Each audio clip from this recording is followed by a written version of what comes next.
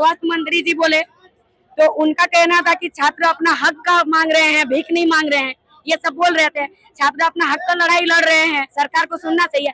तो फिर यहाँ भी तो छात्र अपना हक का लड़ाई लड़ रहे हैं, तो फिर सरकार क्यों नहीं सुन रही है? इस बार क्यों नहीं बोल रहे हैं उन लोग, क्यों नहीं बयान दे रहे? मतलब वहाँ जो जंतर मंतर में तो वो छात्र छात्र थे, और जो झारखंड में है ये छात्र छात्र नहीं है। इनको बोल दीजिएगा नेतागिरी करने आ रहे। अरे नेतागिरी महोदय आप सिखा रहे हैं, जो बरसों तक कमरे के अंदर कॉपी कलम लेके बैठे रहते हैं, उनको सड़क पे आप ला रहे हैं, उन पर धारा आप लगवा रहे हैं, उन पर लाठी आप बैठा रहे हैं, तो फिर वो नेता नहीं बनेंगे तो कहाँ जाएंगे? नेतागिरी मतलब आप करे तो ठीक है, आप करे तो रासलीला, कोई और करे तो करेक्टर ढीला, यही वाला बात हो रहा है ना।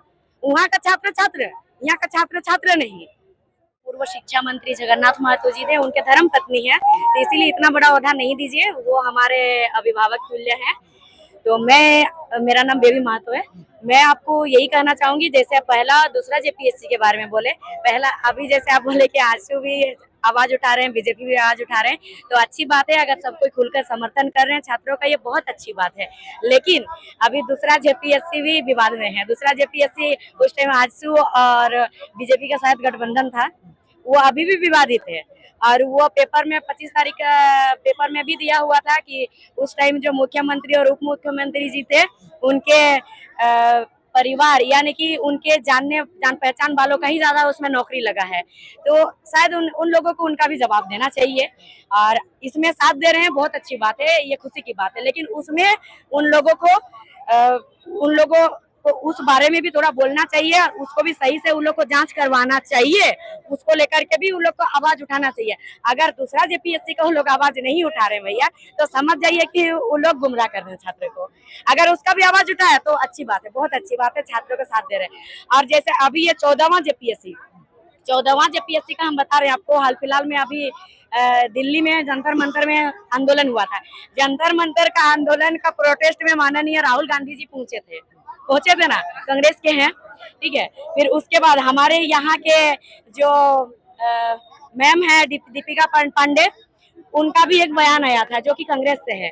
और एक जो कि कांग्रेस से हमारे स्वास्थ्य मंत्री महोदय जी इरफान अंसारी जी, उनका भी एक बयान आया था, ठीक है, कि छात्र सही है, छात्र के सपोर्ट में। तो चलिए, ये बहुत अच्छी बात है कि जंतर मंतर में जो हो रहा था उसके लिए आप लोग छात्र को सपोर्ट किए, बहुत अच्छा बात है। इसके लिए आप लोगों को आभार व्यक्त करती हूँ। लेकिन जो हमारे राज्य में, जहाँ पर आपका राज्य चल रहा है, आप लोग मंत्री पद पे बैठे हुए हैं, यहाँ के छात्र त्राही कर रहे हैं। करते हैं ये लोग के साथ मोदी और योगी। अरे तुम मुसलमान को टारगेट क्यों हो? कांग्रेस से ये उम्मीद हम लोगों ने नहीं रखे थे। सारा सिस्टम है हम लोग के पास उठाने का, तो बैठाने का भी हम लोगों के पास।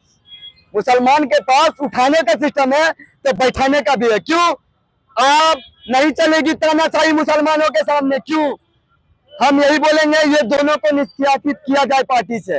ये एकदम खराब बातें बोल रहे हैं ये मुसलमानों को, इसे जल्द से जल्द निष्कासित किया जाए। झारखंड सरकार से भी हम ये आंदोलन करेंगे कि जल्द से जल्द इसे निष्कासित किया जाए।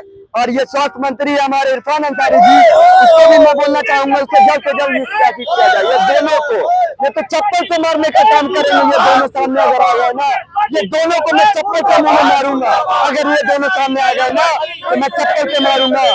अगर ये हम लोग का आंदोलन, ये अभी ट्रेलर है, अगर उलगलाम देखना है ना, तो आप उसे निष्कासित मत करिए, उसके बाद उलगलाम हम लोग करके दिखाते हैं। मेरा नाम मोहम्मद आमिर।